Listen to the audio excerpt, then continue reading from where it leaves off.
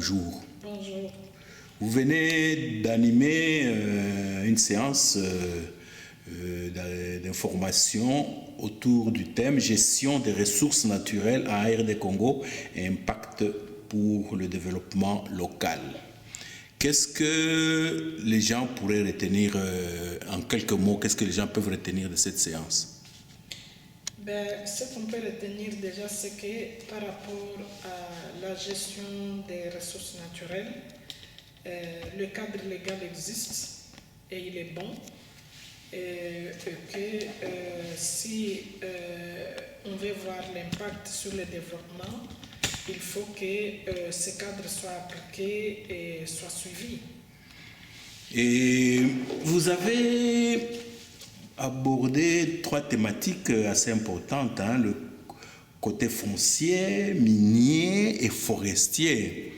Et est-ce que la population est suffisamment informée de toutes ces lois-là? Je ne dirais pas que la grande majorité de la population est informée de toutes ces lois. C'est pourquoi l'importance du travail de la société civile qui travaille avec nous, de prendre ces lois, d'abord quand ils ont un peu plus de moyens de les traduire dans les langues locales et d'aller vers les populations pour donner l'information, parce que cette information est importante. Les lois contiennent aussi les droits des populations locales. Donc le travail d'information et de la sensibilisation est très important pour que les populations comprennent exactement ce qui est dans les lois et surtout qui touche à leurs droits. Nous avons vu dans votre communication plusieurs partenaires, dont la RD Congo, la Nouvelle Société Civile, la SADO, CONAFET, Taïta, Réseau du CREF, le CNCD 1111, bien sûr. Quelle est la part de la RD Congo? Mais la République démocratique du Congo, c'est d'abord le pays dans lequel tous ces partenaires vivent, c'est leur pays. Donc c'est les premiers interlocuteurs de la société civile congolaise pour l'accompagner, pour l'interpeller dans le travail qui doit être fait pour la gouvernance minière. Donc l'État est d'abord le premier responsable à faire respecter les droits de ces populations.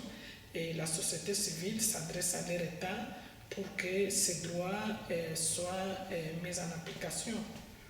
Une toute dernière question. Vous-même, CNCD 1111, vous vous focalisez exactement sur quoi, ou vous aimeriez qu'il y ait un impact visible? D'abord, la manière de travailler du CNCD 1111, il n'impose pas aux partenaires le thème de travail. Il s'empare du travail que les partenaires font, de leurs priorités, pour les aider à appliquer leurs priorités. Donc ici, si on a choisi de travailler sur le thème des ressources naturelles, c'est parce que la plupart des organisations congolaises travaillent sur ce thème-là. Comme je le disais dans l'exposé, ils se sont organisés d'abord pour accompagner leur gouvernement à ce qu'il adhère à la transparence, et quand il a adhéré à la transparence, il accompagne pour que les rapports soient faits pour que le pays reste dans ce que j'ai appelé l'ITIE. Donc, ce qui intéresse le CNCD 1111, c'est le travail de partenaires congolais et les accompagner dans ce travail-là. Si demain les partenaires décident de travailler sur un autre thème qu'ils jugent important pour le bien-être des populations congolaises, on va les suivre pour les appuyer. Un dernier mot? Le dernier mot que je dirais, moi, c'est de dire que c'est important pour moi de communiquer sur le travail que fait la société civile congolaise. Et je suis d'ailleurs contente que tu sois là parce que je sais que tu communiques beaucoup avec la diaspora. Ça peut aider à ce qu'en comprenant le travail qu'ils font, il peut y avoir des synergies avec le travail que font aussi certaines organisations de la diaspora sur le terrain.